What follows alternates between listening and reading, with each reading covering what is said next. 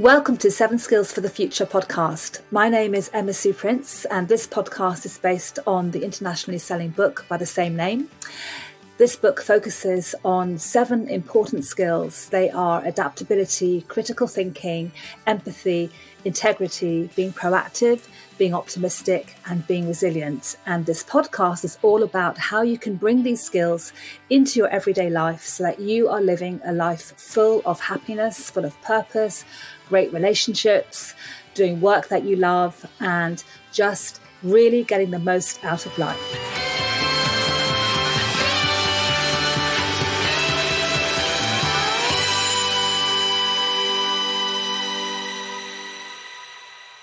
Welcome back to 7 Skills for the Future podcast. My name is Emma Sue Prince, and I'm joined by my producer, James.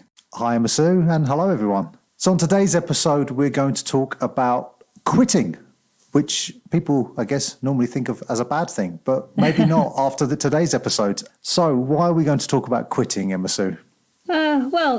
Exactly. I think this is an interesting topic because it's often associated with something negative, a bit like losing or giving up.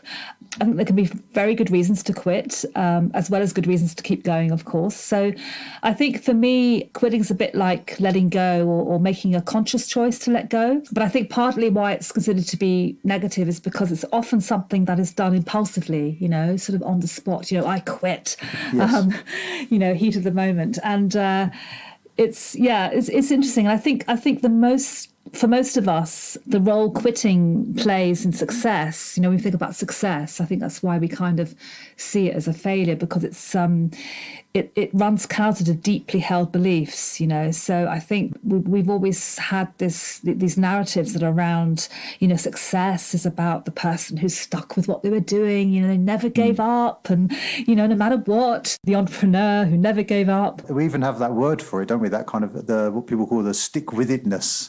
Yeah, right? Yeah, exactly. Yeah. Emma Sue, do you have a good quitting story you could share with us? Yeah, I think I've probably got quite a few, actually, especially relationships that have gone wrong in the past. I'm happily married now, which is good. But actually, yeah, I've got an example of something that I recently quit. I do think of it more like sort of stopping and letting go. But anyway, the example is that I was running a very successul gospel choir for about 9 years. I founded it, I started it, I sang in it, it won awards, I was full of passion and enthusiasm. And then I think about 4 years ago, I kind of knew I was getting to the point where I would want to do something else. I wanted to inject my energy into something else. And I kind of knew that if I didn't put a plan in place, then I definitely would reach a point where I would be like, right, I've had enough, I'm going, kind of like burnout, I was so aware that could be the result that I actually then put a plan in place so that it could keep going, so that I could actually quit, so that I could do something else. So it was definitely quitting, but in a quite considered kind of way, rather than impulsively, I guess. Yeah, that makes sense. Yeah, so it was a sort of constructive quitting in a way. Yeah. Have you got a good story about quitting? Yeah, I mean, mine is when I was younger, it was after university, I got a job because I needed to pay the rent, basically, for no other reason. And I was not very ambitious as a younger man, and so I could quite easily drift. And I ended up doing that job that I didn't really want to do for 3.5 years, and which I look back on with a huge amount of regret, but there you go. Then there was a restructuring of the business, and they basically effectively demoted me after doing a job for about 3 years. And I just thought, well, I'm not having this. So I just went to my manager and said, how do I quit? And he looked at me and went, okay, you need to do this. And he was a nice guy, so he let me leave at the end of the day. And it was what was funny about it was that this was in the days when I had a portable CD player in my pocket, and as I walked out of the building, I pushed play on my CD player, and the song Teenage Kicks by the Undertones kicked in, which is an incredibly triumphant song. It just comes in with lots of force and energy. And so I walked out of there feeling like I was on cloud nine. It just felt amazing. And it was so perfect. It was like a scene from a movie. It really was. Yeah. But the thing was that, they forced my hand. But the thing was that I needed to leave, right? I was stagnating. I wasn't happy. And, I basically needed that push. And in my life later on, I've gone on to do much more interesting things. But had they not given me that push in the first place, who knows? I might still be there sort of drifting along.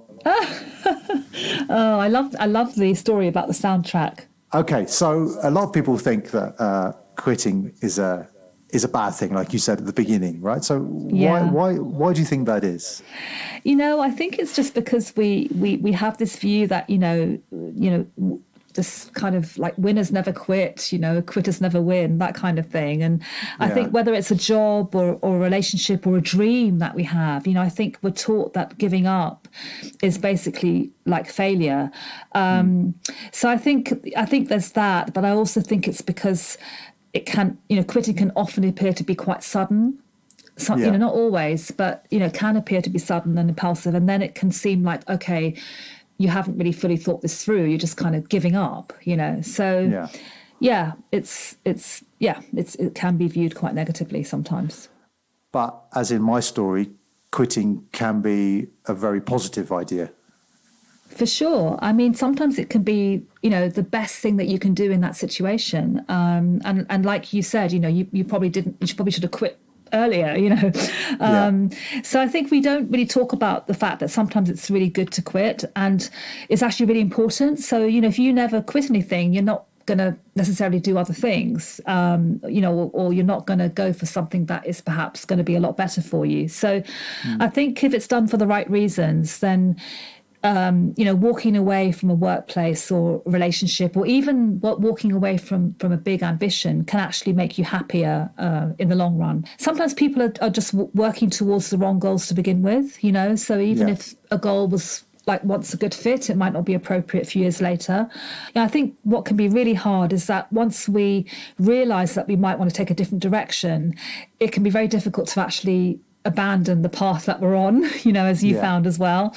And this is a very human tendency, actually, because it's about our aversion to loss, So when you've already invested time in something, or money, or or energy, or whatever, that investment that you've made can be really hard to let go of, So you'll find that, for example, so someone who's been pursuing a perhaps very time-consuming, expensive degree, they might want, even if they're really unhappy, they might not want to leave that particular career path, and it's hard to leave that kind of big investment behind. Yeah, that's right. So, it's so it can actually be very, very hard to do, but it can also be very, very good. So if you think about, Twitter actually started as a podcasting platform and then became Twitter. YouTube started as a dating website, which is kind of crazy. But, if they'd stuck at what they were doing, they wouldn't be what they were doing now, what they're doing now. So, and then I think also another area which is really good reason to quit is any kind of relationship that's, unhappy, toxic, very, very hard. If there's a lot of toxic stuff going on, especially if it's going on in the early stages, just get out. Don't stick around in that relationship. But I think we do because I think we also hope that maybe it'll work out. My mum used to say to me that you can find out everything you need to know about a relationship on that first dinner date. Wow, that's a lot of pressure on dating, though. I know it does. But she'd talk about sort of like just little things, just very, very little things that could, be the sign of something. It's true. So I think, but again, I think relationships are another difficult thing because they're linked to our own, self-value, and sometimes we just, we do stick around because we don't know how to get out of it, or we maybe we need to learn something, or maybe we just need to go into the, difficult relationship after difficult relationship, and then finally the penny drops, and we figure it out, kind of thing. So those things, and I think walking out of a job you hate, or walking up bad relationship, I mean, that's one thing, but giving up on a dream that you have, that's a lot harder. But sometimes that can also be a really, really good thing to do. So it's an interesting thing, because there are studies that show that people who've let go of something that they haven't been able to achieve actually benefit from better health and well-being. But if you keep going towards something that is actually out of your reach, or realizing it is actually out of your reach, you can actually get quite distressed from that. So yeah, I think you have to kind of, again, have quite a good strong awareness of when to quit and why to quit. And of course, everything you've said, doesn't just apply to personal relationships, but to professional relationships as well, right? Of course it does. Yeah. Any relationship. I mean, you can have a toxic relationships at work, and you just kind of don't do anything. But those are very bad for you. Sometimes you do have to walk out of a job and take that risk. So I think the things that really stick out to me there is this idea of the investment, right? Whether that's financial or emotional or time or anything. Those are the things that seem to form a big barrier to our ability to walk away, right? Yeah, absolutely.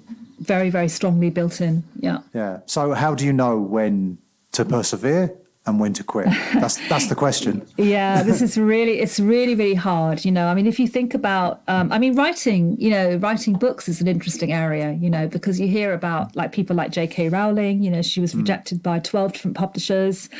If she'd given up, she would never be published, So you have this kind of thing where, okay, this is about sticking at something. And, there are plenty of examples of people who show grit and stick at something and see it through. But actually, it's really important, I think, to bear in mind that these are stories about people who are persistent and it worked.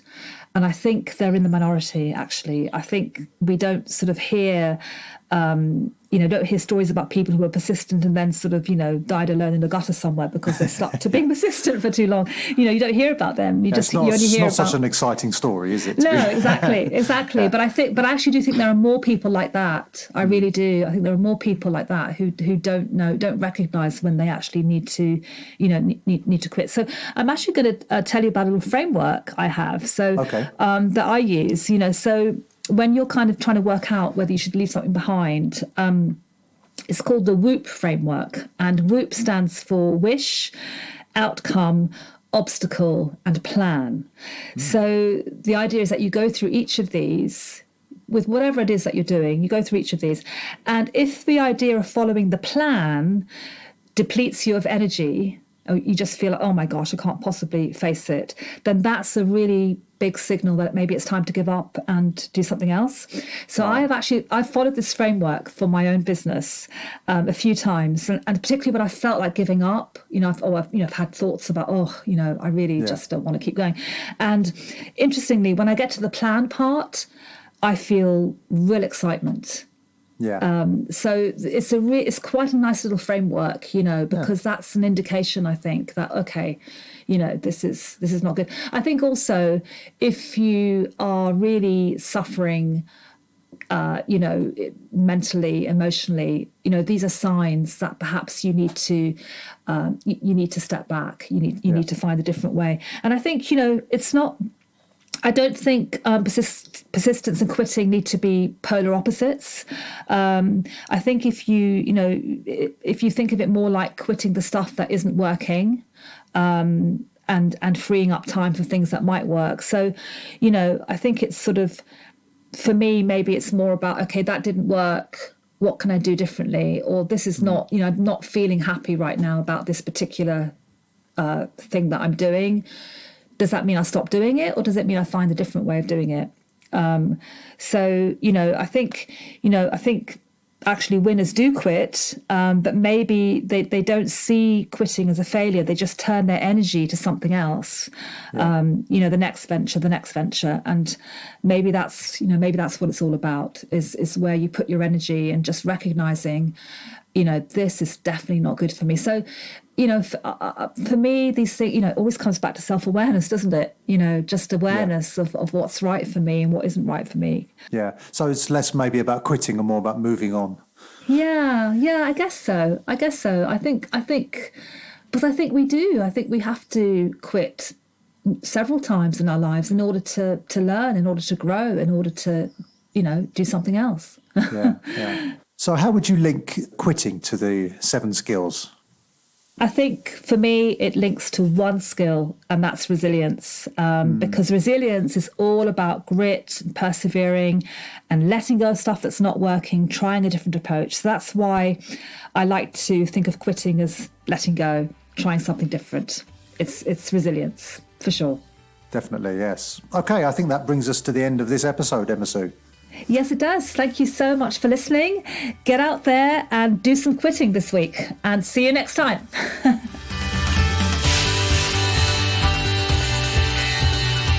Thank you for listening to this episode of the 7 Skills for the Future podcast.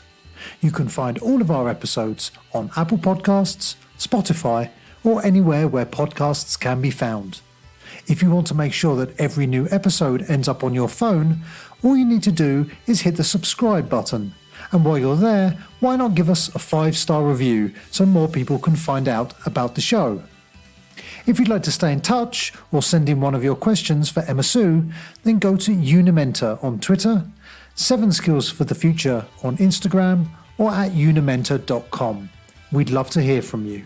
And of course, there's the book, 7 Skills for the Future, available at booksellers everywhere.